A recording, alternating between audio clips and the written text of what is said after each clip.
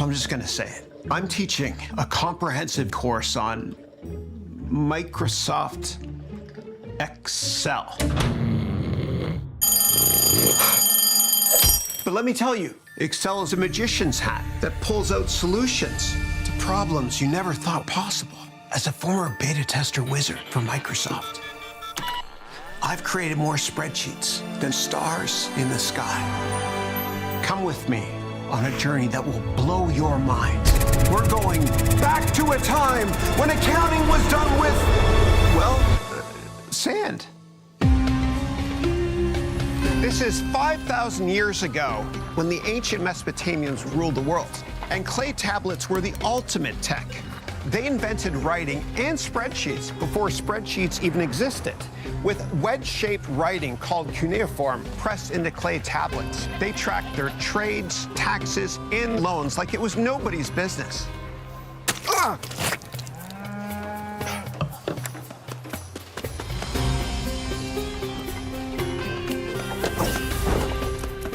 I think I'll add new shoes to the miscellaneous expenses column. And then came the paper ledger, the smartphone of the Middle Ages. The first tech revolution that changed the game for accountants and merchants everywhere.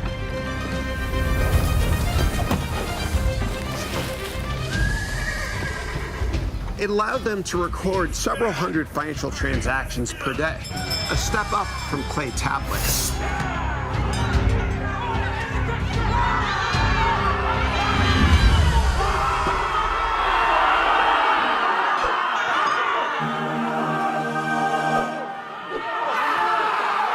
And just when it seemed like spreadsheets had hit their limits, a new technology emerged.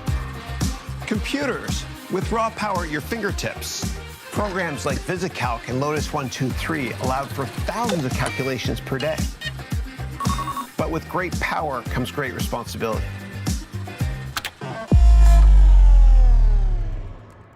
The undo function was yet to be invented.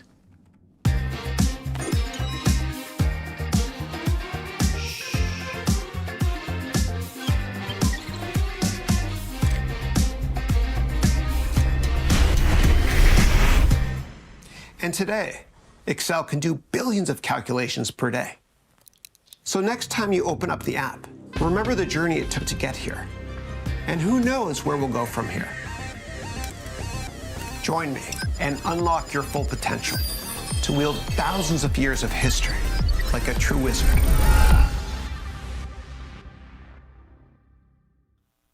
Welcome to our 263rd weekly webcast. Now, if this is the first time you're joining us, welcome. If you've been with us before, welcome back. And the way this call works is this is an AMA, like you see on Reddit. AMA meaning Ask Me Anything. You can ask me business questions, career questions, investing questions, any questions you want to. And my humble goal is to help you take your career or your company to the next level. So without further ado, let's begin. And thank you. Morning, Phil. How are you? Thank you for that comment. Motivation Station wrote, Chris, is it worth learning Premiere Pro in comparison to Filmora? Yeah, it depends what you want to do. So Filmora is pretty basic. A lot of people think it's free. It's actually not. And I find it's not that robust. It crashes a lot. If you want to use a software product to do video editing that's really easy, I recommend starting, if you have a Mac that is, start with iMovie, which is free, which is what I did. And then move up to Final Cut Pro, which is made by Apple and is really easy to use.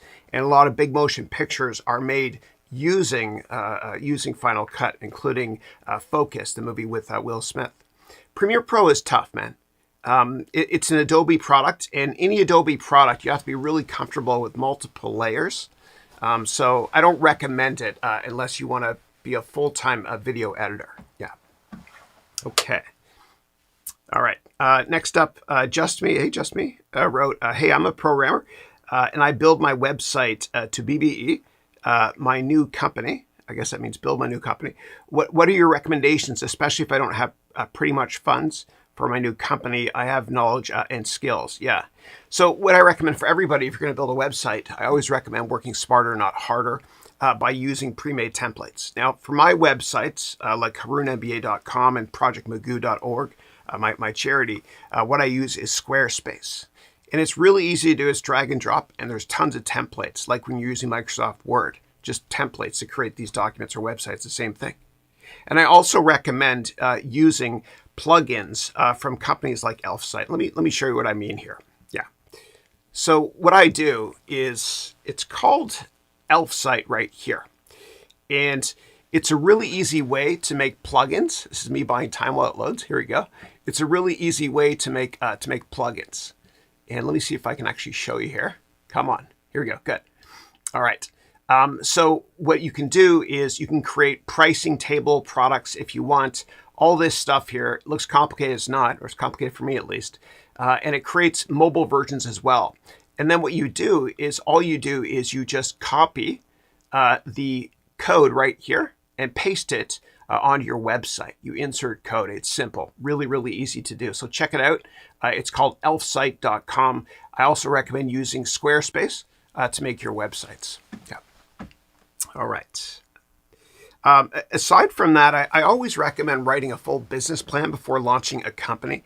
It's a cliche, but people say failing to plan is planning to fail. And in my MBA program, which you can learn about on my website, there's a venture capital boot camp in the 3rd semester where I tell you how to start a company from scratch, and I provide you with all the tools and templates you need before starting your company. A lot of people don't write a business plan. And the problem with not writing a business plan for your startup is that if you're not ready, it can bankrupt you. It can destroy your relationships with your loved ones. It can destroy your health as well. Yeah. All right. Next up, which programming language did you use back at Accenture? Yeah. So I used Java. So in 1995, I started, along with a couple of colleagues at Accenture, their Internet R&D Center. And so they sent me to Sun Microsystems to learn James Gosling's programming language, which is Java. I also use COBOL. I am that old on mainframes. C++, Visual Basic. I love that stuff. And that's the essence for why I created the Excel course.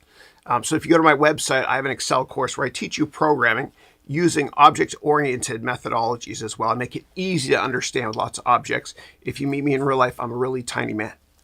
I also know Python, not incredibly well, but good enough. And so what I did was I just released a Python course. You can go to my website to see more details on it, with Luca Anderson. And I used a ton of Legos with it. And the founder of Python, some dude in the early 1990s, he was a big fan of Monty Python. He has a good sense of humor.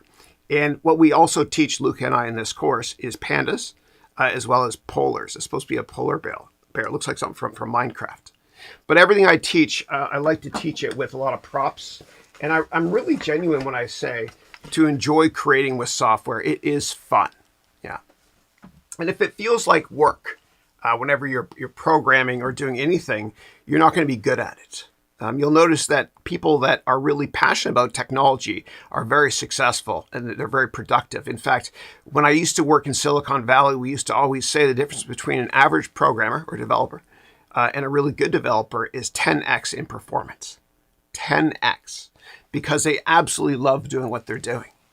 And so I feel like my humble role, my passion, my raison d'être, the reason I exist, why I do these calls, is to humbly help you all.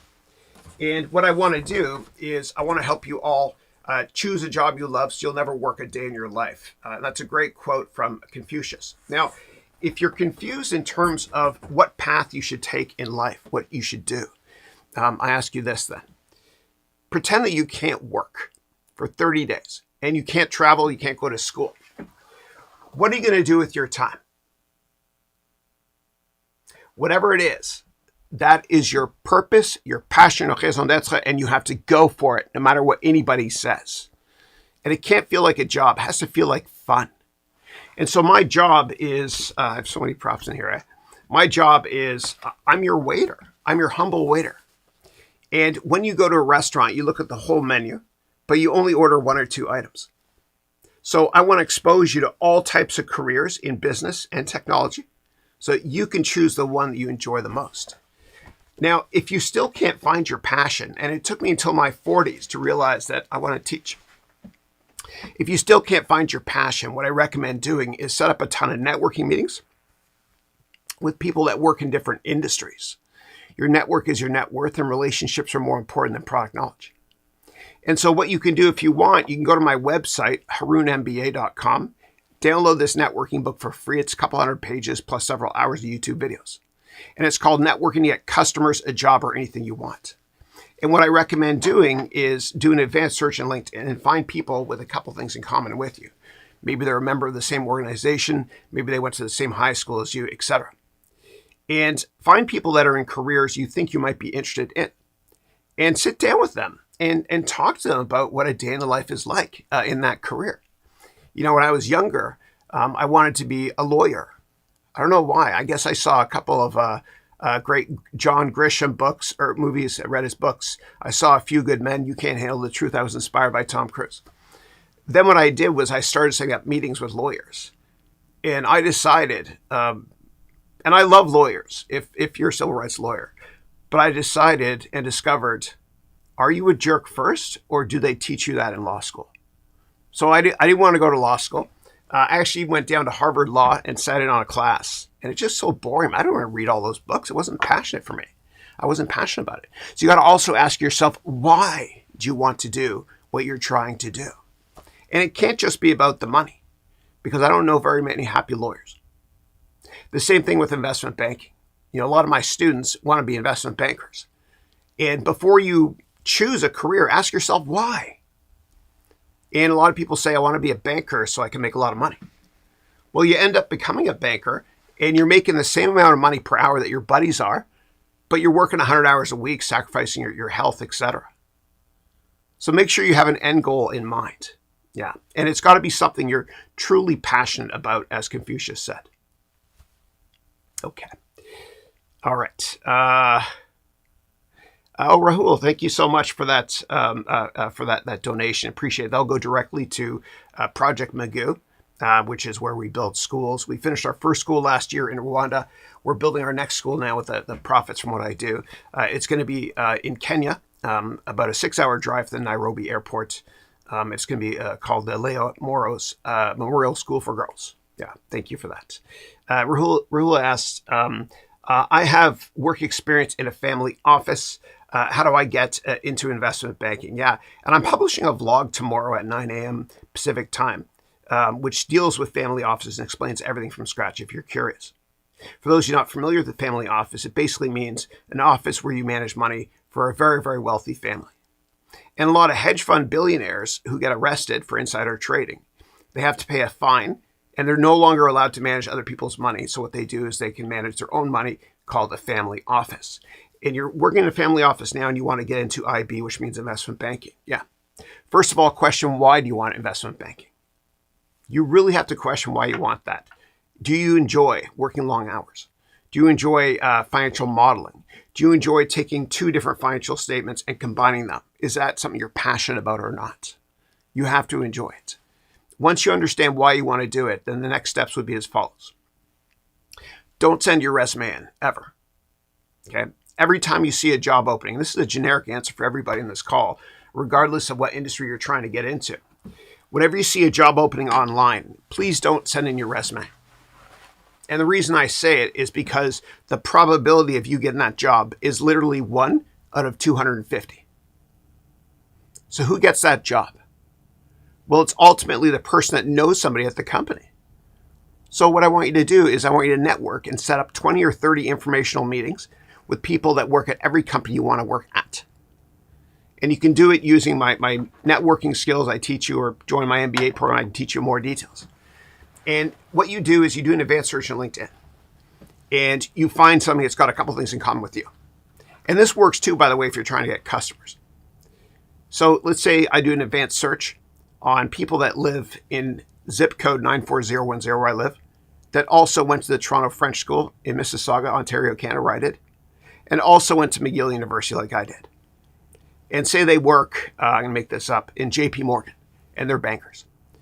And I want to switch into banking. Well, I can send them an email, never send emails because nobody reads emails, but you've all opened every email you've ever received. And so you send an email, and the contents of the email are exactly this. They're going to read it no matter what. John, hope all is well. I also went to the Toronto French School and McGill University, and I also live here in the Bay Area. Please let me know if you have time for a coffee or a Zoom meeting. Thanks a lot, Chris. That's it. Do that 20 or 30 times, meaning get 20 or 30 meetings, and I promise you, you will get that job eventually. So how do you conduct yourself in these meetings? Well, what you do in the first 10 minutes, you always want to bond before business. You want to talk about what you have in common with them. So how do you know what you have in common with them? Well, go to their X profile or their Instagram profile and see who they follow. If they follow, I don't know, hockey players, if you're a hockey fan, you can talk about hockey. If they follow, I don't know, certain movies or actors, whatever, you can talk about that. And you want to bond before business. And you can talk about what you have in common. For example, is the student administration building restaurant called Gertz still open on campus? That's where I used to party at McGill. And then what will happen is after about 10 minutes or so, they're going to say something like this. And they're not going to say as harshly as this, but they'll say, why are we meeting? Then at that point, you mention, that you currently work, in your case, Rahul, at a family office, and you're passionate about learning more about investment banking and what a day in the life is like. And you ask them, and they'll tell you what a day in the life is like. And then what you do is you have to ask for a job. You have to ask them towards the end of the meeting, are you hiring, or do you know anybody else that also went to Toronto French School that works in investment banking, that might be hiring that you could please introduce me to? You have to ask, because closed mouths don't get fed. So if you set up 20 or 30 informational meetings over LinkedIn doing this, you will get that job eventually. One meeting can change your life. I promise you. Most people will give up after 1 or 2 meetings. I want you to be a pit bull on a pork chop and be relentless and set up those 20 or 30 meetings. This stuff works. I promise you. Okay. That's why so many successful people with no education started in the mailroom and they became CEO. Sidney Weinberg, for example, from Goldman Sachs, where I used to work. He was the CEO, I think, for decades. He started in the mailroom with a high school education. Why do people that start in the mailroom quite often become successful? Because they're social. It's just the way it is.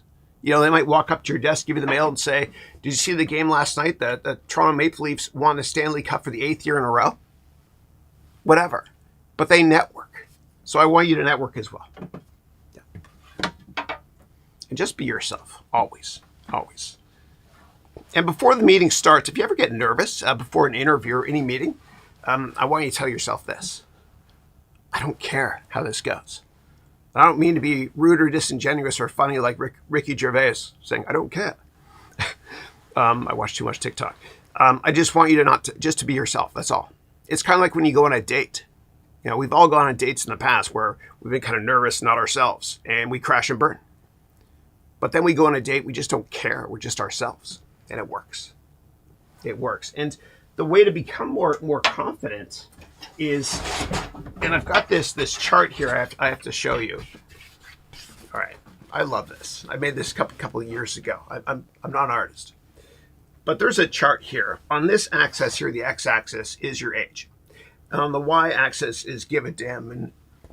And when you're really young down here, you don't care what people think of you. You have meltdowns in restaurants, whatever. You don't care. And when you're old like me, you also don't care. The problem is when you're in between here, teenager, 20s, 30s, 40s, sometimes later, you're up here, you care what people think. And this is called the triangle of despair, and I want you to avoid this at all costs. And I want you to live at this level right here, always, okay? And the most successful entrepreneurs and people that have changed the world or put their dent in the universe live at this level. They don't care what people think. And you have to be the same way before an interview, before a date. I shouldn't be giving dating advice. My wife is way out of my league. But you got to be the same way, always. And, as Michael Jordan said, I failed over and over again in my life, and that's why I succeed. You have to be willing to fail and crash and burn, because one meeting can change your life. Kind of like one date can change your life as well. Yeah. And by the way, for those of you in my MBA program, it's not Master of Business Administration. It means married but available. Okay? I just want to get that straight. I'm just kidding. This never comes off. Yeah. Although I do have a really nice tan line under it. Just kidding. When I take it off. Just kidding. All right. Next up, Pooja. Hey, Pooja, how are you? Pleasure to meet you. First time seeing the call. I hope you join us again. So Pooja wrote here, I'd like to start a business coaching company. I'm also doing your online MBA course. Oh, awesome. Thank you. Yeah. If you want, if you're in the Silver MBA program, every single Thursday in an hour and a half at 10 a.m. my time, there's a 1-hour Zoom call, and I'm happy to take a look at your business model and help you as well. Yeah. And for those of you that are looking for a great side hustle, I want you to think about online teaching. It costs you nothing. And as Seth Godin said, you already have everything you need to build something much bigger than yourself. It's really easy to teach online. Ask me questions now. I'm happy to help you do that as well. Everybody has something to teach. And when one teaches, two learn. All right, Rafa wrote, watching from Brazil. Hello, how are you? Good to see you. I gave a keynote actually at a venture capital event that Udemy sponsored in Sao Paulo years ago. I think it's on the internet too. You can go to my YouTube channel. I love it down there. Yeah. I went to Rio, which is gorgeous. Yeah. Okay. Okay. Next up, Let's Win Gaming wrote, I'm here, Chris. Been watching you on TikTok. Oh, thank you. Thank you. I appreciate that. And Jean-Marco Lubiana, who is based in Ontario, Canada. He's great. He takes care of all those TikToks. He's amazing. Thank you for joining. Thank you. Yeah. And he's grown the channel too pretty quickly. So what he's done actually, he took us from 0 subs a year ago to, I think we're just over 30,000 now, which is fun. And the way we do it, and the way that I recommend all of you create your own content, is you repurpose. So I started out years ago writing 1 article per week on LinkedIn. I recommend you all do it as well. Okay. So when I worked in the venture capital industry in 2013, what I did was I wrote 1 article per week on LinkedIn on business tips that aren't taught in business school. Then after 2 years of doing that, I took 100 or so articles and I put it together in a book, which is free to do. And I can provide you all with my book template if you want. So I repurposed that content. Then what I did was I repurposed every chapter of that into courses, etc. And by the same token, for this weekly webcast that you're all watching, the 7 best questions asked every week get repurposed as vlogs and on TikTok as well, and Instagram and other places. And it's something I learned from Gary Vaynerchuk, who's probably the best social media expert on the planet. Now, Nintendo, for decades, they've been repurposing content as well. Nintendo is the oldest tech company in history. They're 120 years old. And one of the reasons they're so successful is because they repurpose content. So they take their older 8-bit, 16-bit, and 64-bit games, and they repurpose them on newer platforms like the Switch, and the Switch 2 may be coming out this year. We'll see. And that way you can work smarter, not harder. So the bottom line is this. After this weekly webcast, what happens is there's nothing left in the carcass, so to speak. We create TikToks, etc. out of this. Yeah. Thank you. All right. And the Motivation Station wrote, whatever it is, East or West, Chris is the best. Thank you. Appreciate it. Yeah. I wish taxes were lower on the left coast, though. I mean, West Coast, yeah. Toby, how are you? Great to see you. And the Motivation Station wrote, Java is still powerful. Yeah. Yeah, I find it crashes a lot. I found that when Oracle bought some microsystems, they didn't really do anything with the Java asset. Yeah. It's hard to use. Okay. All right, next up, a Motivation Station wrote, most importantly for object-oriented programming. Okay, Java, you're saying, yeah. And the way that Luca and I teach Python in our complete Python course is we have tons of objects. We have over 10,000 Lego pieces that we use to teach the course. We had so much fun doing it. I was so sad when it was over. Yeah. Okay. All right. And if anybody has any questions about AI, or if your company wants to hire somebody to do AI for you to help you from a consulting perspective, please do a search on Luca Anison. Luca's last name is Anicin. Just think of Anakin Skywalker. Luke Skywalker, Luke Anakin, Luca Anison. Yeah, he's great. All right. Next up, Eric wrote, hello, I want to run a big grocery store. Which techniques do I need? I'm investing little by little by monthly payments now. Please help me. Yeah. It's really, really tough, man. So you're competing a lot of times with larger companies like Safeway, as well as Walmart, etc.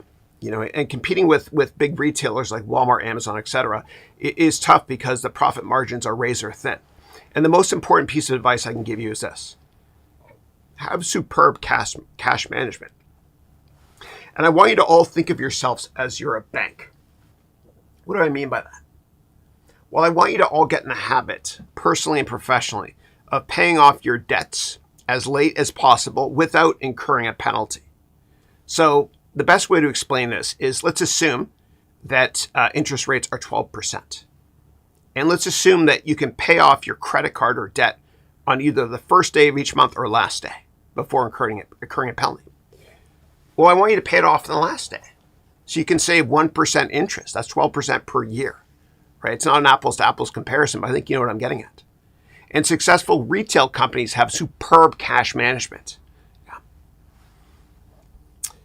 Okay. And if you're interested in writing a business plan or having me help you, you can always set up a call with me if you want. And the way to set up a call with me is you go to the following link. So you go to harounmba.com/FAQ.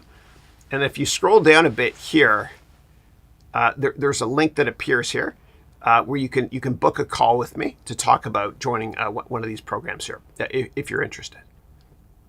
And all of my MBA programs have 30-day, 100% money-back guarantees.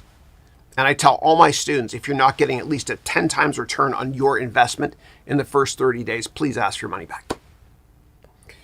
My reputation's all I've got. All right, next up, Super Dave Guitar wrote, "Happy Thursday from New Orleans, Chris. Great to see you. Do you find IT career opportunities are becoming saturated?" Yeah, it depends what role. For newer roles with high growth, like anything big data oriented or data analysis oriented or AI oriented, they're certainly not saturated, right? And the beautiful thing about technology is that new programming languages, new technologies are invented all the time. So there's always a way for you to find a new career. And what you can do is you can always go to Upwork.com and search for the most sought after new technologies and look at the number of reviews people have to kind of understand what the newer technologies are. So for example, Luca Anderson and I, in this Python course, we teach you Mojo as well. And I think that's the next big hot programming language. Mojo, M-A-J-O, sorry.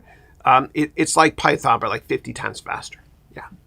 So saturation all depends. It's all relative. Yeah. Okay. And you can also understand what markets are saturated or not by going to Glassdoor.com and seeing what the starting salary is for different technology roles. Obviously, the higher the salary, the more in demand that programming language or technology role is. Yeah. All right. Next up, Dale wrote, "I have a startup SaaS company, that's software as a service, cloud-based software company. How would you go about finding a venture capital or an investor? I'm looking for capital to help my business. I have a very thorough business plan available." Yeah, and again, I'm happy to set up a call with you if you want, as I mentioned a couple of minutes ago. So initially, I wouldn't go after venture capital firms. And the reason I say that is the sales cycle is very long. And these big institutionalized VC firms, just like big pension funds or any big endowment or investment firm, they have analysts. And these analyst jobs are to take 3 meetings every day with potential startups to invest in. So over 250 workdays per year, that's 750 meetings. And you just become a checkbox. So what I recommend doing is networking like crazy to meet with high net worth investors. And the beauty of meeting with high net worth investors is that the sales cycle is quite short. It could be a couple of weeks. So that's how I would start. You also need to have an amazing 10 slide pitch deck.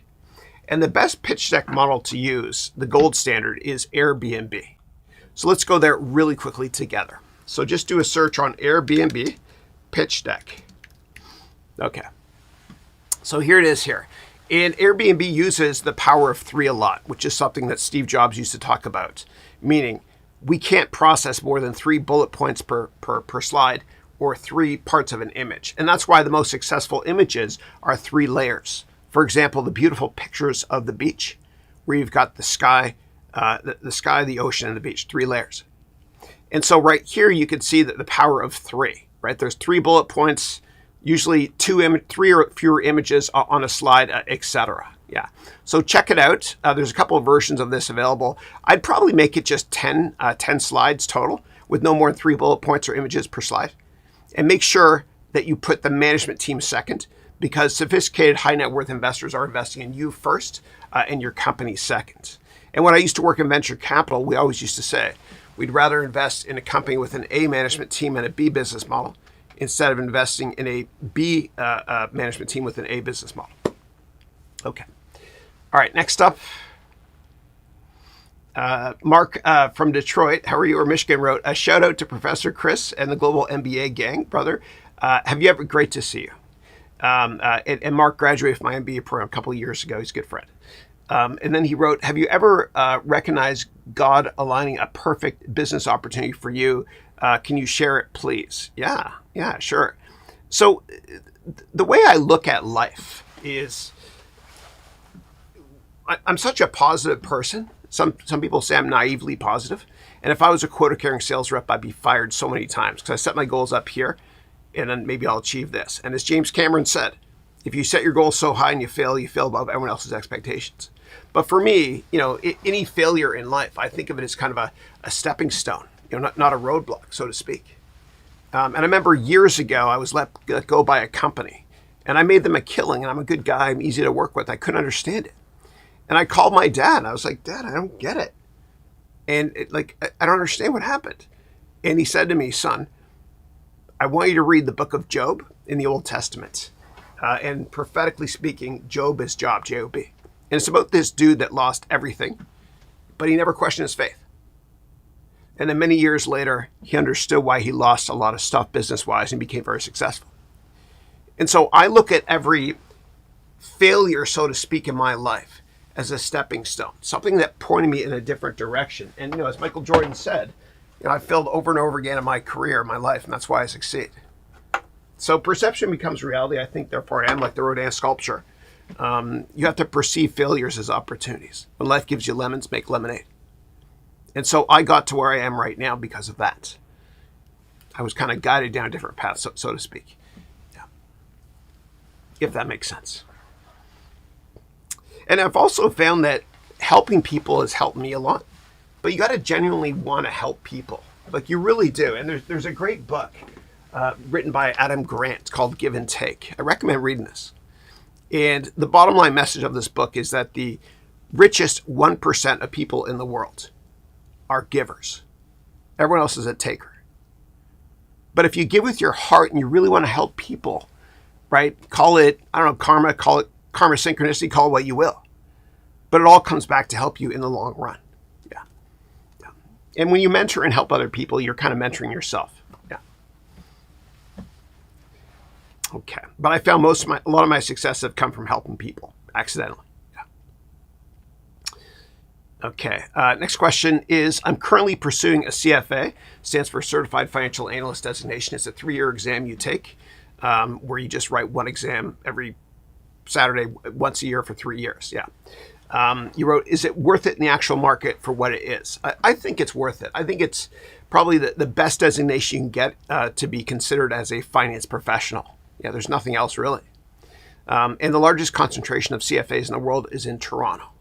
So when I used to work at Goldman Sachs and I would take analysts to meet with investors in Toronto, they love going there, right? I would do it. It'll help you get a job for sure. And basically, there's level 1, the first year, is a review of all the finance stuff you learn in business school. And then level 2 and 3 is more advanced option stuff, bonds, and qualitative stuff as well. I recommend doing it. It's great. Now, if you're going to do the CFA, please don't buy the books they recommend. They recommend spending $800 or so on textbooks. What you can do is you can buy the Schweizer books on eBay. Okay, they're just summary books. They're smaller. And you can get them for $30 used. It'll save you a lot of money. Yeah. That's what I did with level 1. Okay. And I remember when I wrote level 1, I was at Goldman. It was awful, man. It was right after 9/11, a couple months after. And we all went to New Jersey, this big warehouse to write it. And before the exam started, they made us all stand up for a moment of silence for all the CFA charter holders that died on 9/11.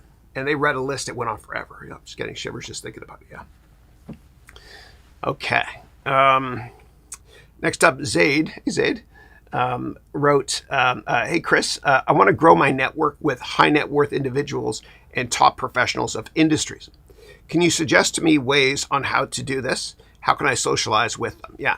So step 1 is have a perfected LinkedIn profile. Step 2, do an advanced search and find people that have something in common with you. Let me show you an example of one of my platinum students and her amazing LinkedIn profile. And I'll show you some of the steps for having a great LinkedIn profile here. So her name is Dr. Dion Vernon. Here she is here. She's great. I miss her. Okay. And she's based in Florida. So what you want to do is, step 1, you want to have a really nice picture up here. A lot of people leave it as gray, and make it 3 layers if you can. So we got this one here from Adobe Stock Images. That's the Amalfi Coast. Never drive in the Amalfi Coast. It's dangerous. Okay, step 2, a nice picture, obviously. Step 3, this is the most searched field. Okay, your title. The second most searched field is the summary section. I'll get to that in a second. So you want to make sure that you include anything you think that recruiters are going to be searching for. And you can use this vertical line here to separate the key search terms. And think like Google from an SEO or search engine optimization perspective. You want to put your email address here as well. And also, one thing I want to say is that when you have a LinkedIn profile, I want you to reserve your name, right? It just looks cleaner instead of the long numeric link they give you initially, so you can put it on your resume. Okay, let's move down here. Next up, you've got your summary section. Now, the best way to think about your summary section is you're about to give a keynote speech at an event, and somebody says to you, "Do you have a bio I can read?" And you say, "Sure." Go to my LinkedIn profile. So you want to write it in the third person. And you want the first sentence to really grab them, okay, in the first paragraph, and never have more than 3 sentences per paragraph. And so we started with this. Dr. Dion's career and education has always been at the intersection of the liberal arts and sciences. In addition to working for the Olympic Committee globally, she also has extensive experience on Broadway with more than 10 productions, including Lion King, Hamilton, Cats, and Chicago. I asked her if she worked on Les Miserables. She said no. And then what we did was we had a quote, one of her amazing quotes right here. Oh, God, I love this quote. It says, "Something really amazing happens when we stop, confront, and own our pain and ourselves. We start to harness an incredible power called resilience." So spend a lot of time on the summary section. A lot of people leave it blank, but it's powerful. You need to do it. Next up, obviously, you list all of your experiences here, a couple of bullet points on each, education. And then what I recommend is I want you to get at least 5 or 10 recommendations written about you. And if you can't get a recommendation from your previous boss at last company for whatever reason, you can always get a buddy of yours that worked with you at that company to write something for you. And people are inherently lazy when you ask them to write recommendations. So what I recommend doing is when you ask somebody to write a recommendation, you tell them this: "I'm happy to write a draft for you, and then you can change it if you want to." Yeah. Okay. Then next up, we've got interest down here, and companies, groups, newsletters, etc. And I don't want you to follow any politicians, okay? Because half the people will like you more than the other half. I don't know what half though. Yeah. Okay. So anyway, that's LinkedIn in a nutshell. And if you're not sure how to write the summary section, what you can actually do is you can copy all this stuff here. Okay. This is amazing. I'm going to show. This is going to blow you away. Okay. You can copy all your work experience. Okay. So let me just grab this here. And what you can do is you can go to ChatGPT, okay? Oops. ChatGPT. And you can ask ChatGPT to write it for you as follows. Watch this. Write me my LinkedIn profile summary section, no more than 500 words, 3 sentences per paragraph. Max. Start with something inspiring. My target reader is someone that wants to hire me for physical therapy. And I hired a Dion as well. She made my shoulder all better. She's great, remotely using Zoom. use this. Then we paste this in here. Okay, now watch this. So I'm going to go down here, and I'm going to paste this, and then go. Okay. So here we go. It just wrote my entire LinkedIn profile section, less than 500 words, no more than 3 sentences per paragraph. Passionate about empowering individuals to achieve their fullest potential, I am Dr. Dion Vernon, founder of this company, with a commitment to read all this stuff. Isn't that incredible? Look at this. It's amazing. Unbelievable. Now, I'd probably ask it to rewrite it in the third person. Do again in third person. Here it is. And the first sentence, I'll move on after reading this first sentence. Dr. Dion Vernon is a visionary leader and founder of Healing Compass Wellness Group, dedicated to redefining rehabilitation by placing patients at the forefront of their healing journey. It's amazing. Incredible. The future is now. And I love AI because we can work smarter, not harder. I've actually replaced a lot of roles in my company with AI. Yeah. Okay.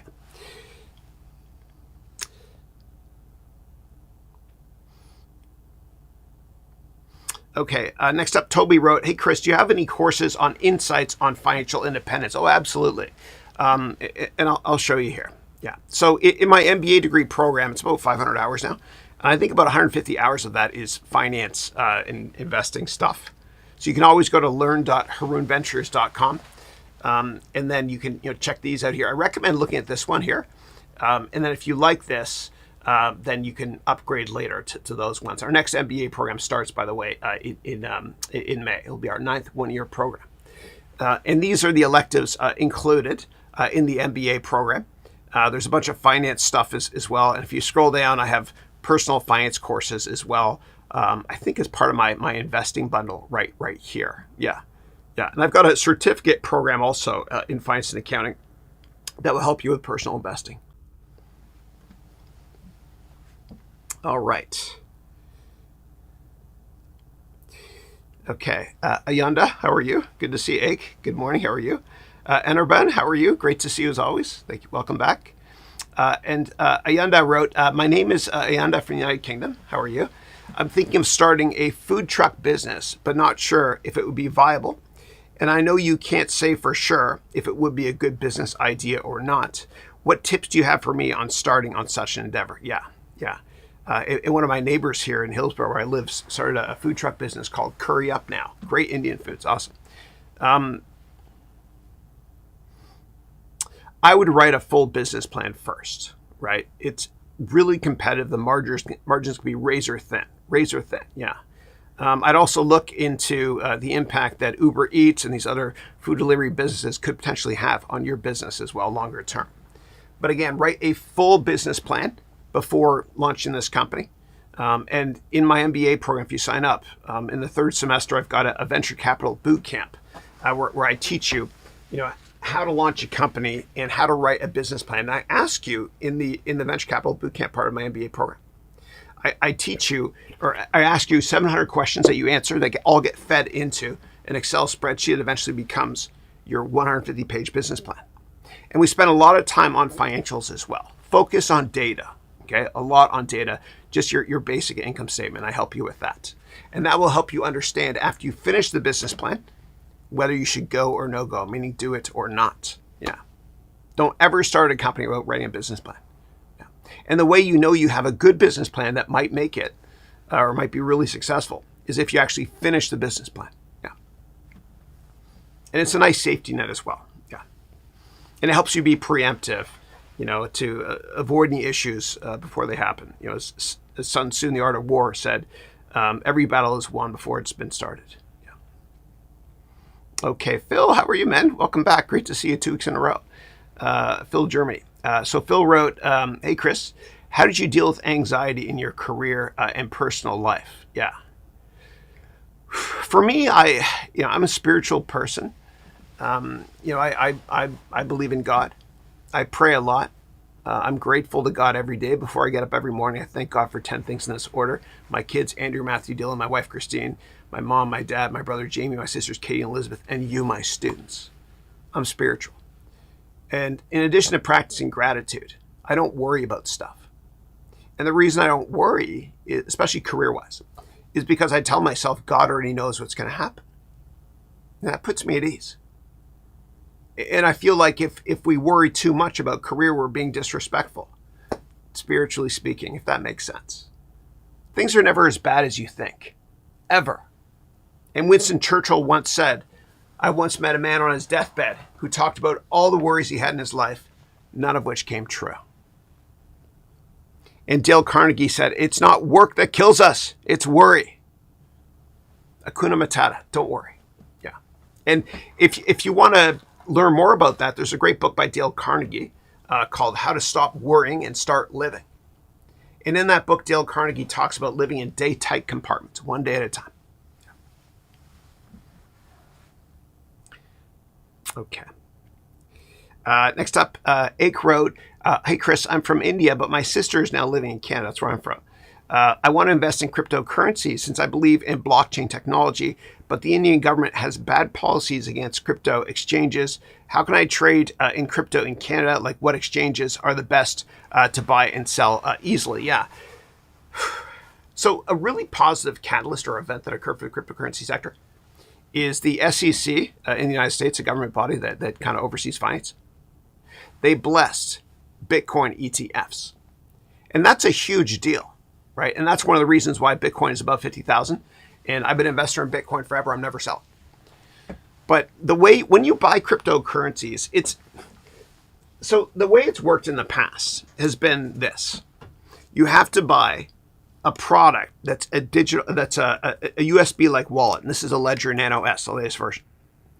Then what you have to do is you got to connect it to your computer, enter in tons of different passwords, and then eventually you buy Bitcoin. But right when you click the buy order, you always get nervous and you're like, I'm going to cut my order in half because I'm not sure. Well, the fact that there's an ETF now, from reputable companies like Vanguard and others, means that you can buy cryptos easily and pay a tiny fee, like 50 basis points per year. That's a huge deal. And that's how I recommend owning cryptocurrencies instead of getting a wallet. Make sure, though, that you use a reputable ETF company like Vanguard, for example. And just to put this into context, let me get a prop here. In 2004, the GLD ETF was created, right? I mean, ticker GLD means you can buy gold by entering a ticker. It's an ETF. And that had a huge impact on me personally and my buddies in the investing industry, because finally we can invest in gold by buying a ticker like it's a stock and not have to worry about, is this real or not? This is plastic. This is fake. Like I'm a fake teacher, but I am very well read. So it's a huge deal. But what I would do is I'd probably look at buying ETFs from reputable companies. Okay, it's got to be like a Vanguard or well-known ETF brand. Yeah, and do your own research too. And in my MBA program, I provide you with a 49-step template to help you decide if you should invest in a cryptocurrency or not. Last thing I'll say about this is, since day one with cryptos, I've always said, never have more than 5% of your liquid net worth in cryptocurrencies, and no more than 0.5% of your liquid net worth in any one crypto, because these aren't really regulated by the SEC. They're regulated by the laws of mathematics. There's supposed to be a limit to the number of cryptos to ever be invented. Bitcoin, by the year 2140, there's supposed to be a maximum 21 million Bitcoins out there, I think. Yeah. And the problem with cryptocurrencies is because they're not really regulated by the government, you can't get an S1 filing or an investment offering memorandum. So when I invested in Facebook, now called Meta, back in 2012, before the IPO, I was able to download this S1 document, read all the risks, created by lawyers and investment bankers. So, but you don't have this for cryptocurrencies, and you should. And I think it's coming eventually, but not yet. Yeah. It's hard to do due diligence on cryptos. Okay. Mohammed, how are you? Good to see you. Manas from India, great to see you, brother. You wrote, good morning, my dear mentor, Chris, please. How are you doing? Always good, thanks. And on my birthday, on February 2nd, as always, we go to my favorite Indian restaurant, and I order 8 million orders of the dosa, which I love, yeah. But not with the hot sauce, because I can't take it. It's too hot for me, yeah. Okay, so Manas wrote, Are you getting hit by Udemy? Oh yeah. So I don't talk about anything related to Udemy. So I signed a non-disclosure agreement, and even if I didn't sign it, it'd be kind of unethical because I sell stuff on that platform Yeah, yeah. But I love the company. Yeah. Okay. Next up, Vic wrote, "Hey Chris, when calculating percentage daily change, but I will say one thing. Okay, I shouldn't go there. Udemy announced yesterday, and this is all publicly disclosed, that they're buying back $100 million worth of shares. Right? That's an incredible vote of confidence. It's publicly disclosed, the 8K. Okay, that's all I'll say. Yeah. But I don't know anything aside from what's public. Next up, Vic wrote, "Hey Chris, hey man, when calculating percent of daily change in a stock, why is the closing price from the previous day used with the current day closing price? Seems like it should be the open price of the same day." Yeah, so anything in life is worth what the last transaction price is on it, right? So if a company, the stock market closes at 4 p.m. New York time, and if a company reports amazing earnings and the stock jumps 40% after hours, that is what the stock is worth, right? It's the last price. Yeah. And really illiquid stocks, meaning ones that don't trade that much, are much more volatile. And so I always recommend investing in liquid companies because illiquid companies own us in a down market rather than vice versa, if that makes sense.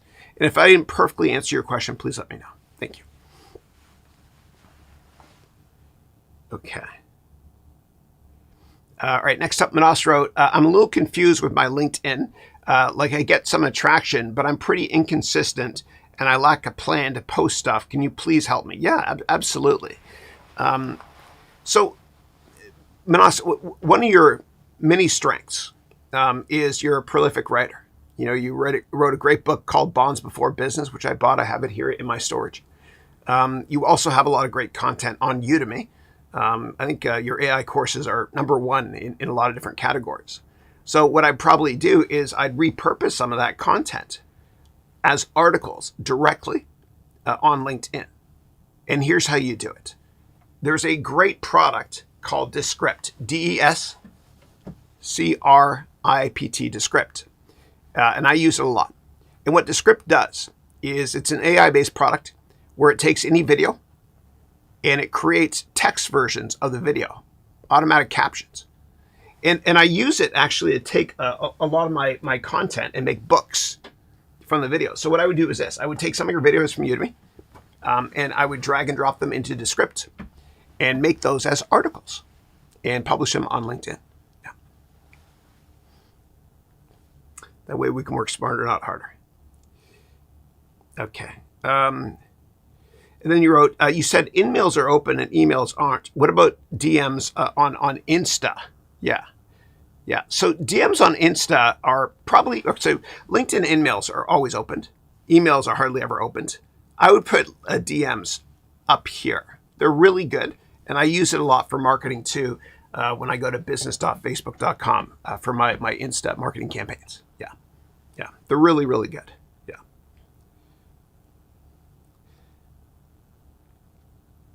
Now, make sure that your LinkedIn profile is obviously up to date and professional. And if so, you know, more people are going to reply to your emails. Yeah. Same thing with your Insta profile if it's business related. Yeah.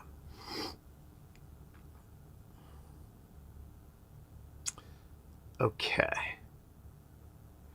Okay. Next up, Ake wrote, "I've heard about Mojo, the new Python programming language is like 50 times faster than Python. Definitely amazing language, but Python will stay forever. Mojo will also be a pioneer in machine learning and AI. Absolutely, and that's why we're teaching about it as part of the Python course. Yeah. And then Manas wrote, "Apple Vision Pro has reached India in Bangalore, but it's pretty expensive. I don't know why. Will further models be more expensive or less expensive? Definitely less expensive. This is just Gen 1. Yeah. And according to a McKinsey study released in the late 1990s, every component inside every television, mobile handset, TV, or pardon me, a computer, etc., every component goes down by 0.6% every week. right? Think about how expensive big plasma or LCD TVs used to be, right? The same thing is going to happen with the Vision Pro and other VR products. The pricing point will come down over time. Now, I've got the Vision Pro. I use it extensively. I just got over a really, really bad cold. And on the weekend, I was so sick. I had a lot of work to do. I was so sick, I couldn't even come to my office and sit down. I'm better now, though. And so what I did was this is just the cover. I used the Vision Pro to do a ton of work. And it was unbelievable, man. It was incredible. I had tons of screens open. I was editing a book that McGraw-Hill is about to publish. Yeah, it was great. Yeah, but there are issues with it. Number one, price. The build quality is amazing. I'm sure they could have used plastic to make it lighter. It feels heavy on your face too. It hurts after a while. Yeah. Another issue is killer apps. There's really no killer app for it yet. Yeah. But I've not gotten motion sickness from it, and I usually get motion sickness. 40% of people that use VR products get motion sickness. I have not with the Apple AR product. It's definitely the best VR product out there. Yeah. Okay, but the pricing point will come down. I think eventually what they're going to do, once they scale, and they've only sold 200,000 units, right? That's a drop in the bucket. It's not going to move the needle for them. But I think eventually they'll have like an SE version. And they'll, it's called Pro for a reason, because with Apple, the Pro marketing on their products is usually the highest price one. So it makes sense eventually they'll make an SE version. Yeah. But it's great for Gen 1. Next up, Motivation Station wrote, I see, as more and more programming languages are getting developed, it seems almost like writing basic English with some conditions. And dude, with Microsoft Copilot and with Google Bard or Gemini, I should say now, and ChatGPT, it's so much easier to code now. Yeah. And for those of you writing even Excel macros or formulas in Excel, don't waste your time trying to learn how to do that. Just use ChatGPT for it and tell ChatGPT exactly what you're trying to do, right? For example, I'm trying to sort data in column A using this parameter. What formula do I write in cell B2 for that? It works. It's amazing. Try it. Okay, and then Manas wrote, the amount of effort you put into your webcast and courses and even reels is commendable. Thank you. Why don't you have 1 million subscribers or at least 250,000 or 100,000? I barely understand. Yeah. I don't take any sponsors. I never have. I might have to eventually if I want to build 1,000 schools in Africa, which is my goal. I can get the pricing point down to $100,000 per school. So $100,000 times 1,000 schools, 100 million. So maybe that's why I raised price a little bit recently too. Yeah, on my courses. Yeah.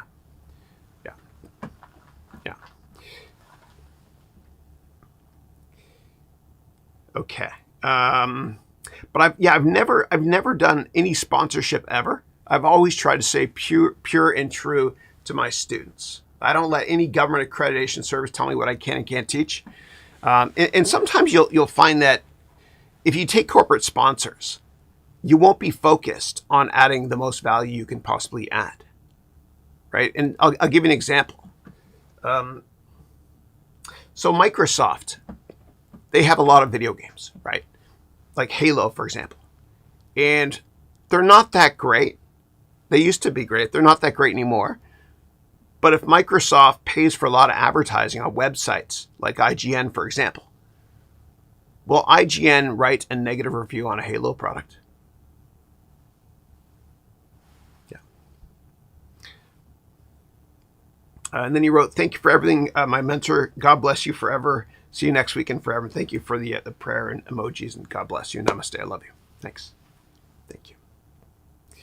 Okay. And Rahul, thank you for subscribing to my premium part of my YouTube channel. I appreciate that. And then next up, Zaid wrote, can you give all the steps for networking after making a great LinkedIn profile? Yeah, in the first couple classes in my MBA degree program, I do that in a lot of detail. But it's pretty simplistic. You just write an amazing LinkedIn profile. You do an advanced search and find something you have in common with somebody. Yeah. And so if you want, you can share with me your LinkedIn profile here, and I can show you examples. Yeah, up to you. But you can't put in you can't put in URLs or hyperlinks. YouTube strips them out. So just say yes or no, and I'll go to your profile. And if there's more than one Zaid Ajani on LinkedIn, let me know which one it is. Yeah. And then you wrote, by the way, appreciate your efforts. You're inspirational. Thank you. Thank you. Okay. Next up, Rajesh wrote, hello, sir. Chris, please.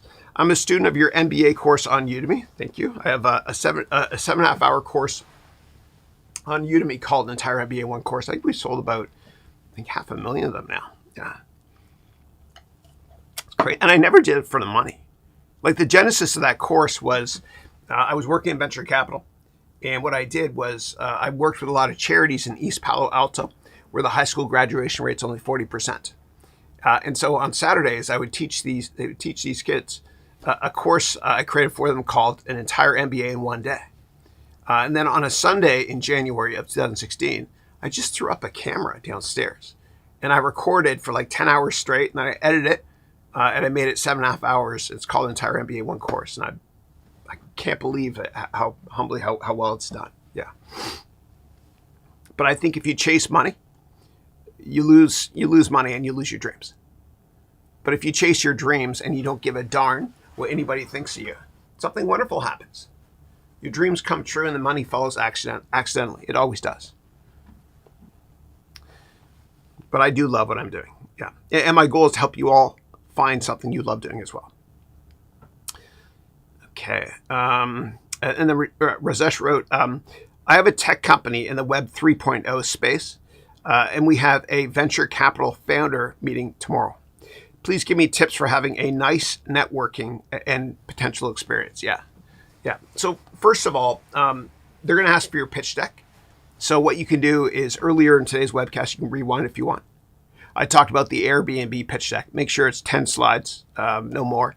Keep it simplistic. Less is more. Be ready to talk about your management team in a lot of detail. And also, if you don't have the product yet, you can always show a wireframe sample of it. But what you have to do is you got to be incredibly passionate when you're presenting as well. And so years ago when I worked in venture capital, we partnered with Kleiner Perkins, big VC firm here in the Bay Area. And I was at Kleiner Perkins headquarters here in Palo Alto Menlo Park.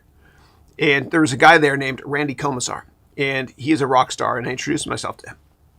And he invested in a company called Nest, thermostat company that Google bought for $3 billion. And I asked him, I said, Randy, how did you know? Like, you guys made billions of dollars in this deal. What was the first meeting like? Like, how cool is the product? And he said, well, Chris, when we first met them, they didn't have a product. They brought in a block of wood and said, this is what the product might look like. And I said, that's awesome. Well, what made you want to invest? And he said, it was the passion of the entrepreneurs. So just remember, people are investing in you first and the company second. The jockey is always more important than the horse. In terms of what to network about, meaning bonding before business in that meeting you have tomorrow with the VC. Well, go to their LinkedIn page or their X profile or their Insta profile and see who they follow. If they follow, I don't know, baseball teams or cricket teams, whatever it is, you might want to talk about something like that. What you can also do is make sure that you're up to speed on exactly what companies are in the portfolio of the partner from the venture capital firm you're meeting with. And the way to do this is you go directly to their website. So say you're meeting with Sequoia tomorrow. I partnered with Sequoia. I was on the board of a company actually with Sequoia years ago. But what you do is you go here. You go to Sequoia's website, okay? And you can look at their team, okay? And you can find out what boards these partners sit on. Except, okay. Come on, Sequoia website. Okay. There you go. Good. All right. So say you're meeting with Anas. Okay. So what you can do is go through the profile, learn more about him, and see what companies he is on the boards of. Right. And so he's on the boards of Bolt, these ones here, and you can read about them so that you have something to say about them if you want to. Yeah. And it might help you understand also, where your investment might fit in their portfolio, so to speak. Yeah. And no, it's interesting. If you look here at Sequoia's homepage, you'll see they don't really focus on the company. they focus on the entrepreneur more so, right? Like this guy here, what company is he with? Oh yeah, he's some AI company, right? So anyway, they focus on the entrepreneur first. Another website you can go to is a16z.com. That's Andreessen Horowitz. I partnered with them as well in the past. I met with Mark Andreessen. He was on the board of a company I was on the board of. But anyway, you can go here just to learn more about their portfolio and their team. Yeah, and this is a massive, massive venture capital firm. You can even drill down to look at just crypto, and then you can, I don't know, find out what boards these people sit on. Yeah. I hope that helps, and best of luck. Yeah.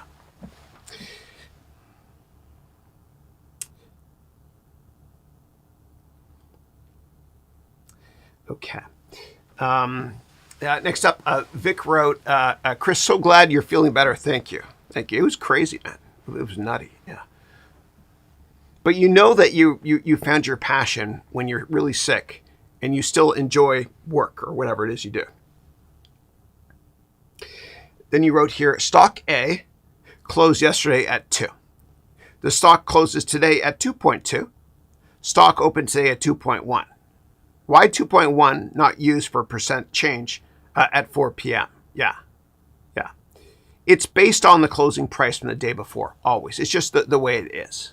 Yeah. So if a company closes at $100 yesterday at 4 p.m. New York time, and today when the market's open, and today when the market's closed, it closed at 110. Then it's up 10%. Yeah, just the way they do it. Yeah. Unlike cryptos where it's always open 24/7. Yeah. Okay. And then Nintendo, how are you? And you were the first person that subscribed to my premium YouTube channel. So thank you for that. I appreciate it. And you've got a yellow trophy, the first yellow trophy I've seen. Yeah.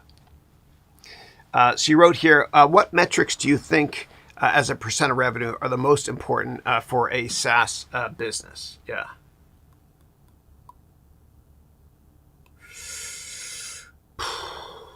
Well, cost of goods sold is generally speaking going to be low. It's probably going to be less than 10% in the long run because you're selling something virtual. I would say early on, I would probably say it depends what stage you're at. If the company's product already exists, I would probably look closely at sales and marketing because that's kind of an indication in terms of how much your product might be selling. So I would look at S&M. I would look at that closely. Yeah.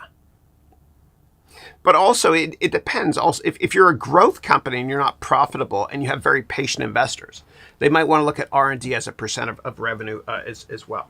Yeah. But the most important metric I look at when I analyze SaaS companies is I look at bookings. And sometimes you'll see a company report earnings, and revenue and earnings are better than expected, but the stock drops a lot. And one of the reasons is because of deferred revenue. So what that means is this. If you have a customer in your company that gives you $1 million for software, but you've only given them $250,000 worth of that, you can only recognize by law $250,000 of revenue. The other $750,000 goes on your balance sheet as liability and deferred revenue. And so sometimes a company will report great earnings and great revenue, but the stock goes down because sophisticated investors are looking at the balance sheet and they see that deferred revenue went down a lot. And bookings is defined as revenue from the income statement plus the change in deferred revenue from the current balance sheet versus the previous one. Yeah.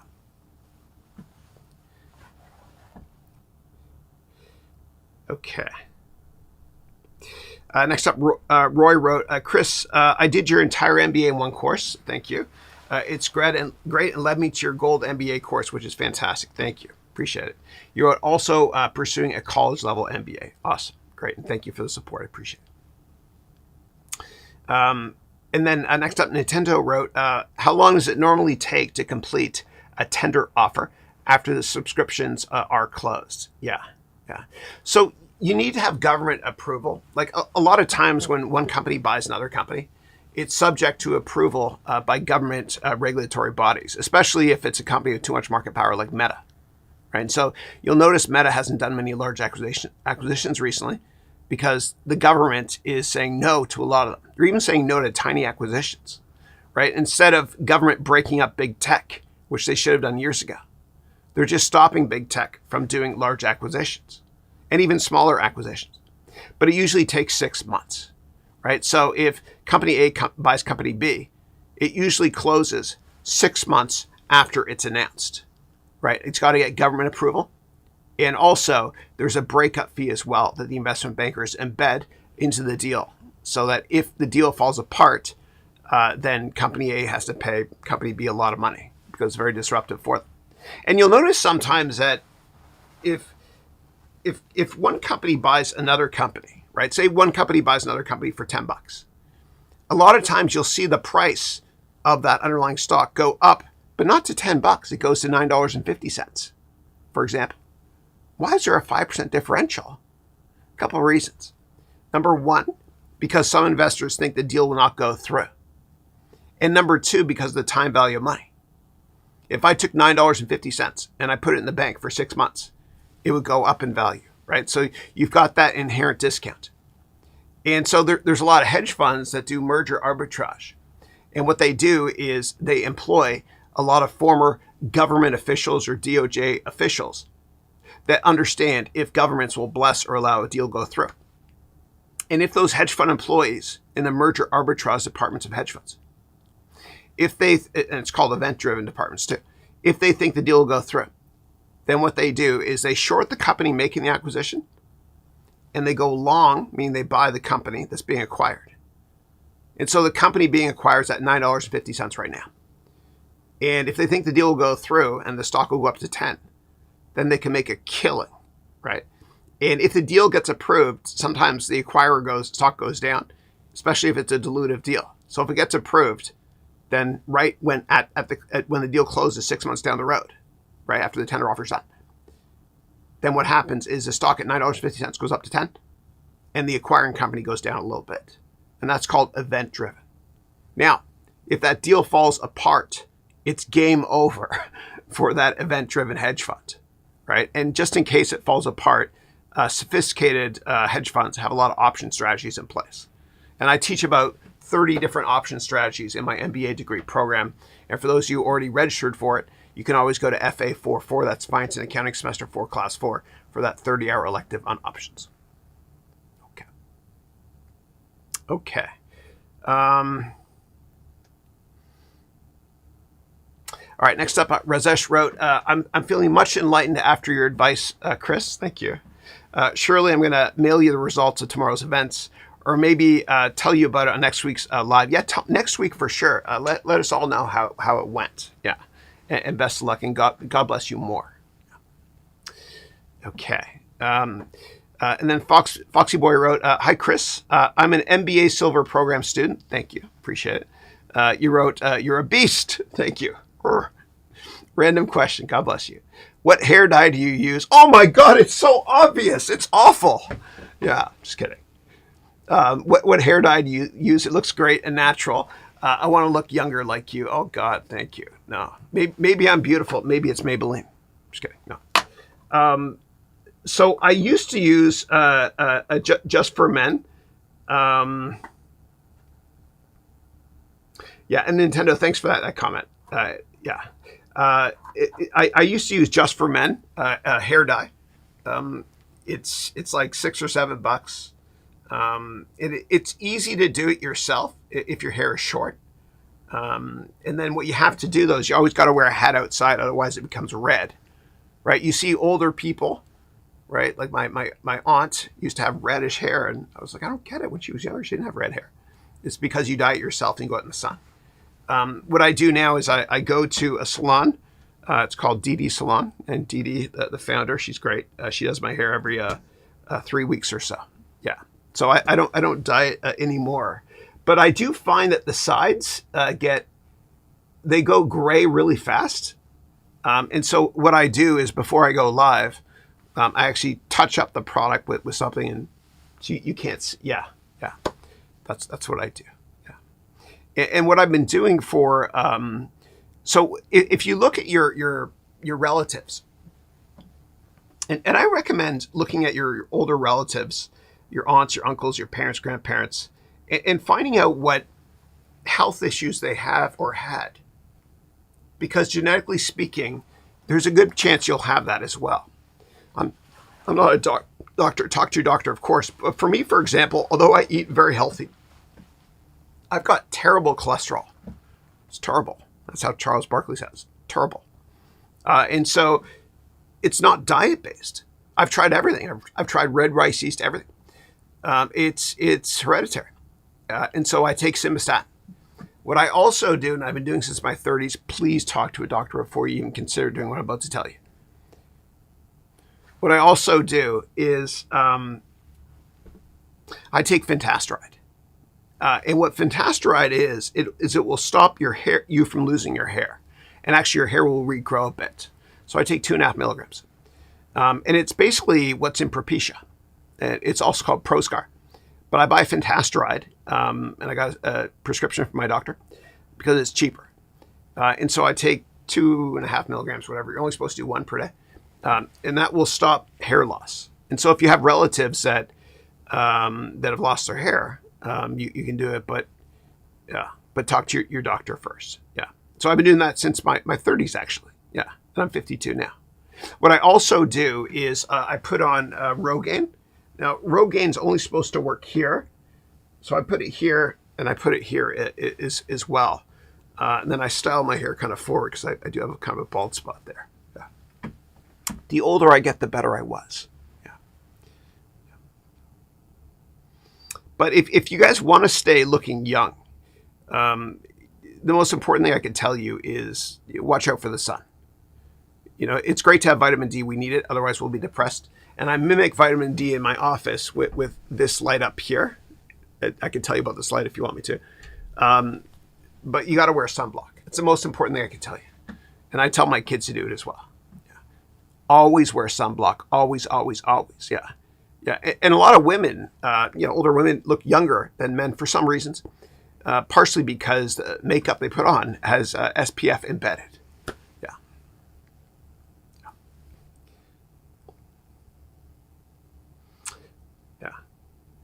Okay, cool. All right.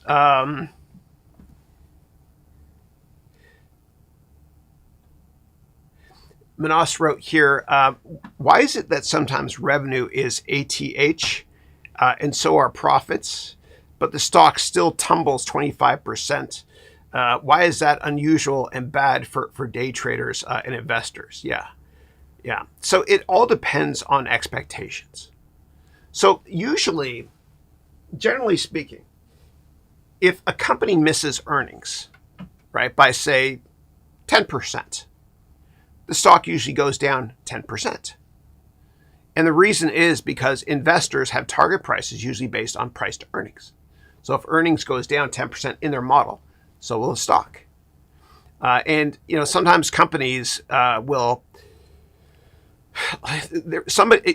With Airbnb, I'm sure you guys saw this, but the stock went up 50 or 60% temporarily because in the press release this week, by accident, somebody in their investors relations department said that margins will increase by 500 basis points, meaning 5%, instead of 0.5% or 50 basis points.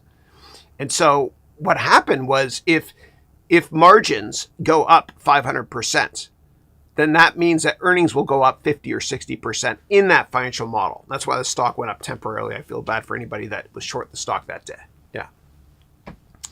But it all comes down to your earnings estimates many years from now. Yeah. And I love to value, pardon me. I love to value companies based on my earnings estimates in 5 or 10 years.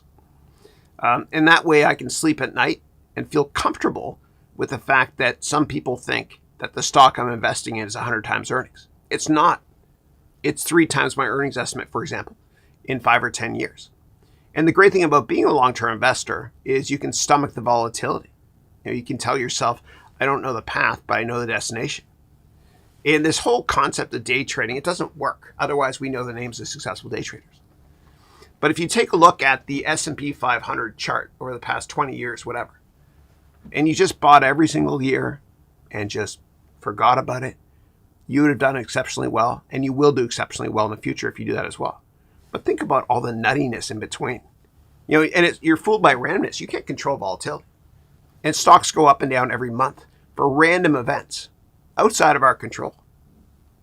So be long-term focused. You'll sleep better. Warren Buffett, when he buys a stock, he always tells himself, I'm assuming the stock market's going to be closed for 10 years. Yeah. Okay. All right. Okay, Rahul wrote, can you review my LinkedIn profile? Sure, I like the way you spell LinkedIn so that Google, YouTube doesn't catch the URL. Let me know what's important. I can make into finance. Yeah. So I'm gonna type your name right now. I guarantee you there's going to be a gazillion different Rahul Singhs, and let me know which one it is here. You wrote it's the same profile as this picture as this one. Okay, so it's like a pink picture. Okay, gotcha. All right, let's go to LinkedIn. Okay, Rahul Singh, and I'm looking for a pink picture.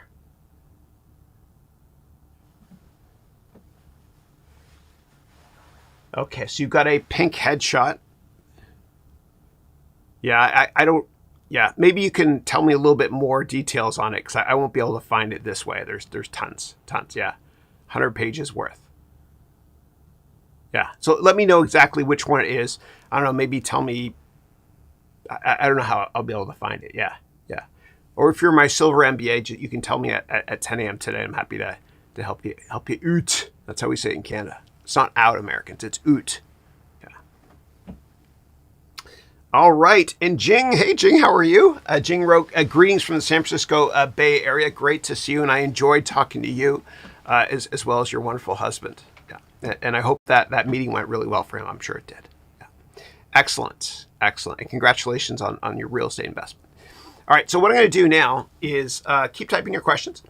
But I'm going to play a video for you, which is my latest Billions vlog. And in this video, I'm going to teach you three things. Number one, how to make money by finding out what other people own, like Warren Buffett. The second thing I'm going to teach you is how to make money by paying attention to the media, meaning how to use press reports from the media to make money, right? And then number three, how to stay out of trouble when it comes to insider information. So keep typing your questions. Here is the vlog. I'll see you soon. FBI, move away from your computers. We have a warrant from a federal court. Please stay in your seats and let us do our job. Thank you for your cooperation. You, get out. Let's talk about finance lessons from the 5th episode of Billions based on my work experience at Goldman Sachs in New York City and based on my work experience at the top hedge funds in the world. Now, please be sure to comment, like, and subscribe and stick around because at the end of this video, I'm going to grade the episode for Wall Street realism. 3 key lessons from this episode that we will discuss are number 1, how to make money by understanding what other investors own. Number 2, how to make money using the media. And number 3, how to stay out of trouble when it comes to insider information laws. Now, in this episode, Bobby makes a fortune using market signaling and game theory by having everybody in his life and on Wall Street think that he's having a midlife crisis and that he's going to shut down his hedge fund. Sell everything. Everything. Take it slow. Control the bleeding. Then we'll dump sector by sector, starting with telecom. People will think Then I'm out. Now, Axe said to start selling telco for a good reason, which we'll come back to in a second. But he literally disappears from work and has his sidekick Wags tell the employees to start liquidating the portfolio. Why are we bailing? we're pruning slowly so we don't scare the market and keep this on DL. Now, Axe knows that even though Wags told the traders to keep this on the download, meaning DL, that of course this will leak to the street as the employees will start interviewing elsewhere or even start their own hedge funds. This continues. You and I set up shop. I got the contacts, the ideas, the killer instinct.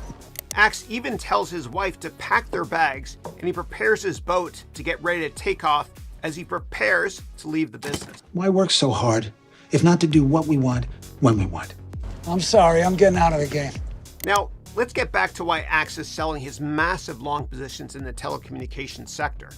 It's because a friend of his, who's the CFO of the largest telecommunications company called Mundia Telecommunication, gives him this piece of insider information, which of course is illegal. Constantine, my old friend. Showed. Of course. I have been at Mundia Tel my entire career.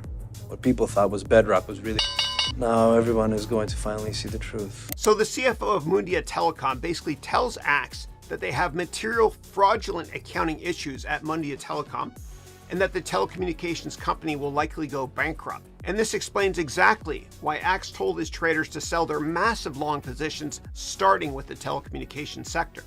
Because if the largest telecommunications company goes bankrupt, then all other large telecommunications stocks would likely go down a lot. And this is exactly what happened.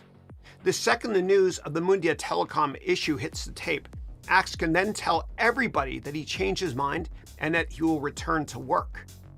Axe finds out about the news while on his boat, and back at the office, here's the reaction to the news on the telco bankruptcy. CEO of Mundiatel and office presidents in 6 countries caught cooking the books. Stocks tanked 89% already. Now the show is incredibly well researched because there's a precedent for this, because back in 2002, telecommunications giant WorldCom announced the largest bankruptcy in history at that point because of similar accounting issues, which pulled down other large telecommunications companies as well. Talking about suspending trading. The whole sector's swirling down the cesspool. The whole market is going with it. Good thing we were out. Yeah, it sure is. Now, if the largest company in a sector goes down a lot, then other companies in the same sector will probably go down a lot as well. For example, if a company like Intel reported awful earnings, then it could pull down other semiconductor stocks like AMD. Why? 2 reasons. Number 1, investors might think that there's something structurally wrong with the chip sector, which might hurt many chip companies. And number 2, because a lot of people invest in sectors by transacting in ETFs.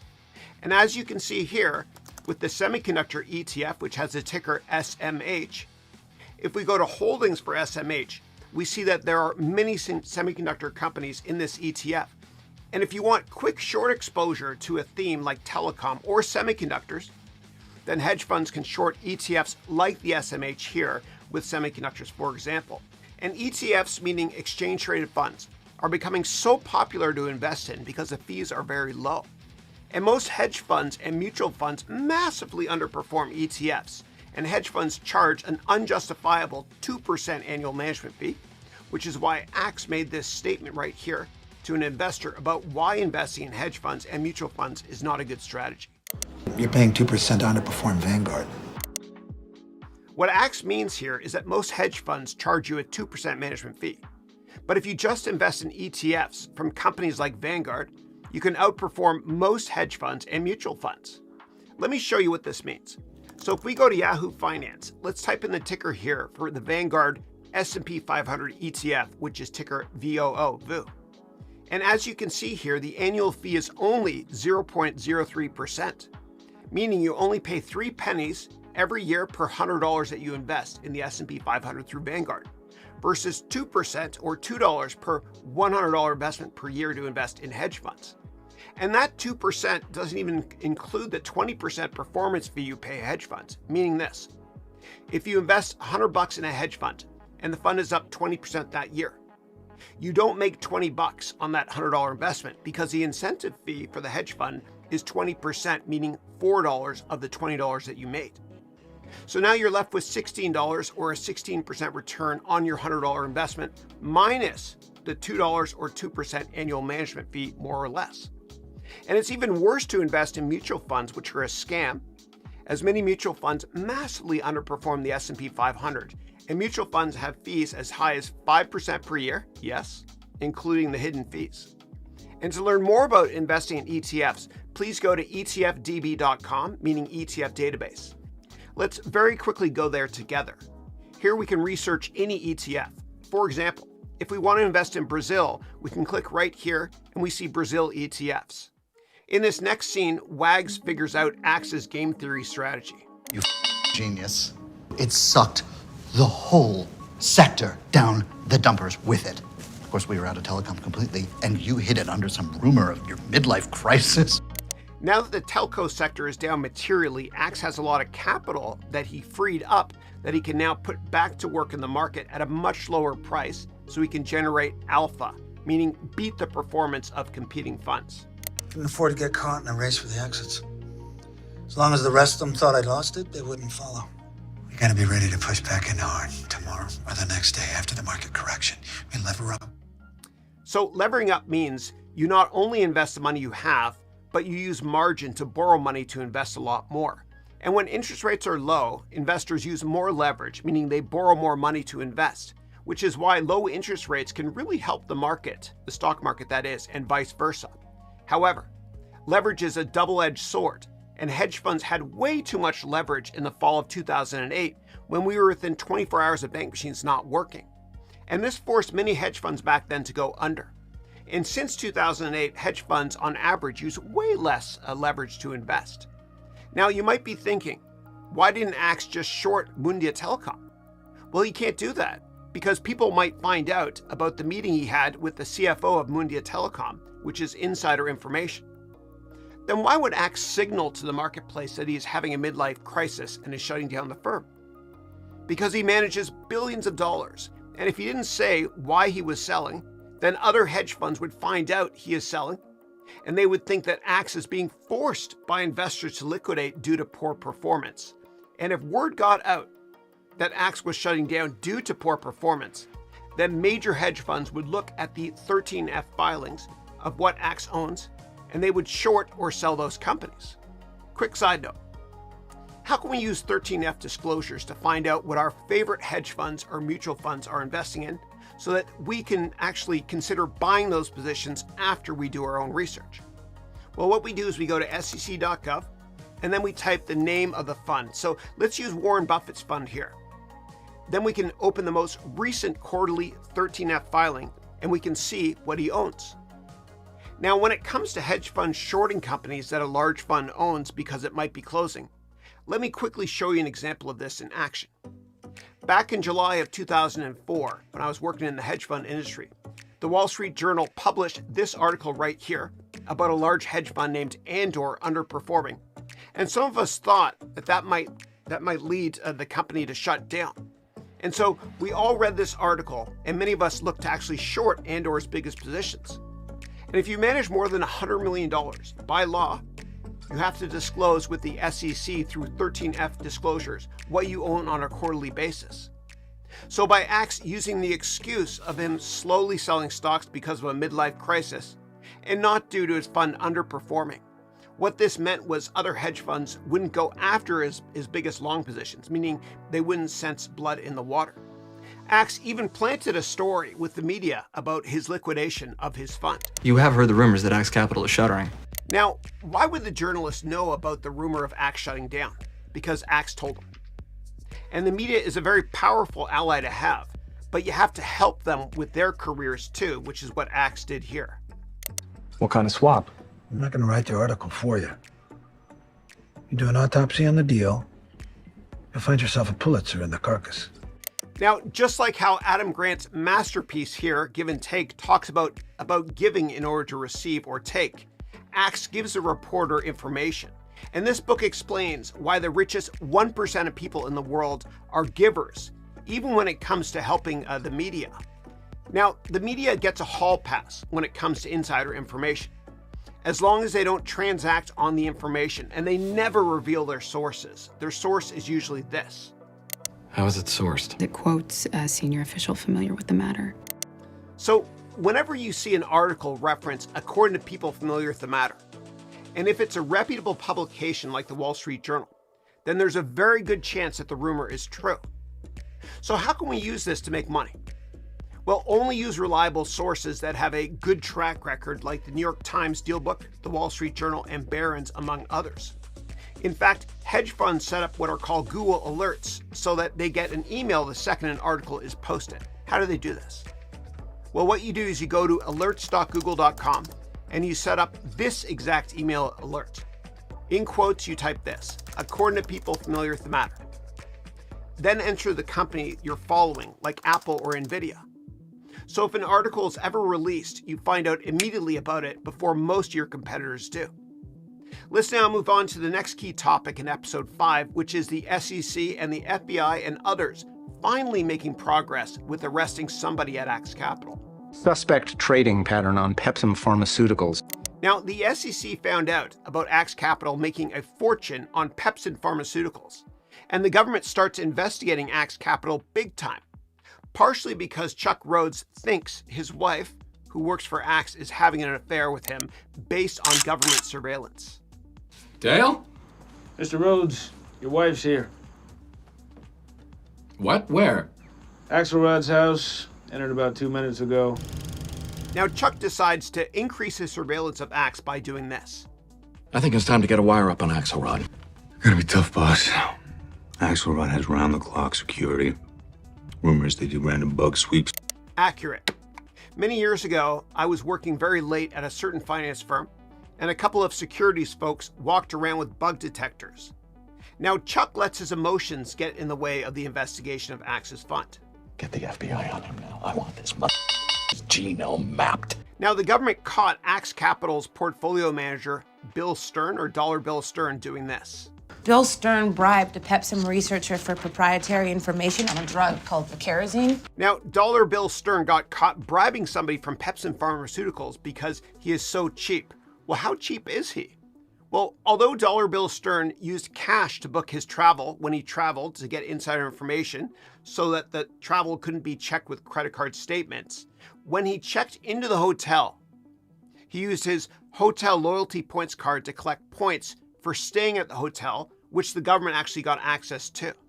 So how cheap is this dude? You remember the first year you pulled down 7 figures? Yeah, of course. What'd you do with it? Bought my mom a washing machine. Yeah, so you buy her house with a maid, not an appliance from Sears, you cheap. Accurate. Many wealthy people are frugal when it comes to money. And Warren Buffett still lives in this house that he bought in 1958 for $31,500. And many billionaires in the finance industry are really, really cheap, which is how they got rich. Quick side note, if you work for somebody that massively underpays you at bonus season, then in this case, one data point often makes a trend. Look for another gig so you can get paid what you're worth. And Dollar Bill Stern found out about a material news release before it came out and made $89 million on the trade by bribing this R&D executive from Pepsin Pharmaceutical. You mind inviting us up to the house? Special Agent Terry McHugh, FBI. Oh, hell. Yeah. So what is insider information? It basically means any news that has not yet been released to the public through a press release, for example. So what should you do if you accidentally hear insider information? Well, of course, never transact on it. And if you work at a finance company, tell your boss or compliance officer immediately so that trading on that stock can be restricted for at least 30 days. And the government has been using AI products like Palantir for many years to track insider trading. So violators will eventually get caught, especially as AI technologies mature. And the CIA, who invested in Palantir, would not have found Osama bin Laden without using Palantir. So expect the number of insider information arrests to materially increase over the next couple of years. And given Dollar Bill Stern's use of insider information to make money, this happened. Lawyer! We have a warrant for your arrest. You can get a lawyer Lawyer. when you're holding cell. Lawyer. William Stern, you are under arrest for Lawyer. insider trading and securities Lawyer. fraud. Not accurate. The FBI usually shows up in the early morning to arrest insider information violators at their house and not at the office. Now, watch Dollar Bill's loyalty nod to Axe in this next clip. You have the Lawyer. right to remain silent. You might want to exercise that right. Let's go. Also not accurate. There's no way this would happen on Wall Street, as offenders know that their boss will not protect them or their families. When an arrest occurs, offenders are smart enough not to use the legal services of their employer. Separately, in this episode, the traders are so bored because Axe is not buying new positions that they do this. You doing this? Get in on the action. I'm taking odds. Go. Accurate. And they were eating Yum Time products there too. I don't know if you caught that. But this happens a lot on trading floors. I once had a guy on my team eat 5 Big Macs on the trading floor, and people took bets to see if he would finish in a short amount of time. Separately, in this episode, Bobby meets with an investor who explains why he invested in Axe. I deeply appreciate you taking a flyer on us back then when no one else would.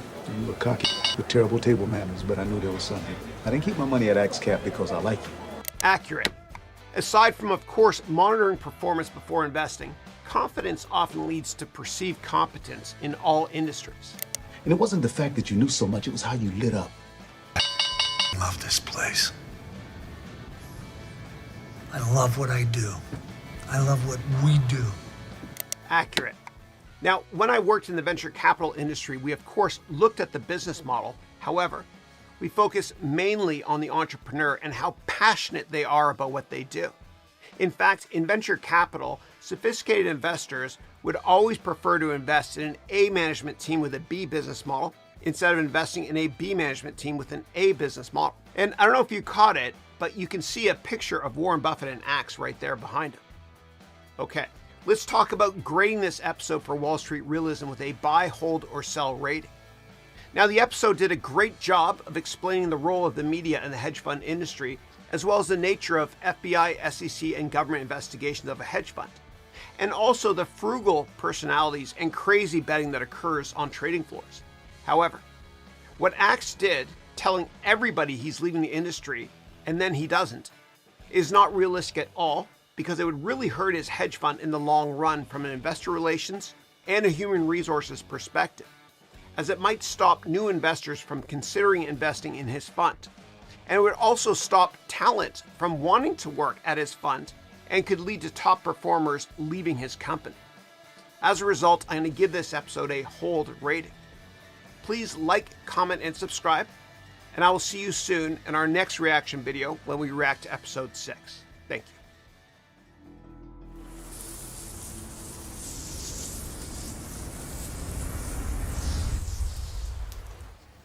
All right, I hope you enjoyed that. If you have any questions about that episode, please let me know. The key topics discussed, as you know, 3 topics were: number 1, how to make money by analyzing what other people own after you do your own research, of course. Number 2, how to use the media in order to get good investment tips, right? And you make sure that you only use reputable sources that use quotes like "according to people familiar with the matter." For example, New York Times Deal Book, Barron's, Wall Street Journal, etc., and the Lex column, I think, with the Financial Times. Yeah, always do your own research as well. And the last thing, how to stay away from getting into trouble when it comes to inside information. And I'm getting my steps in here. As many of you know, I try to get my 30,000 steps a day when I'm working here. And I recommend you guys get this treadmill too. It really works, Happy to give you the link as well. Okay, let me stop this.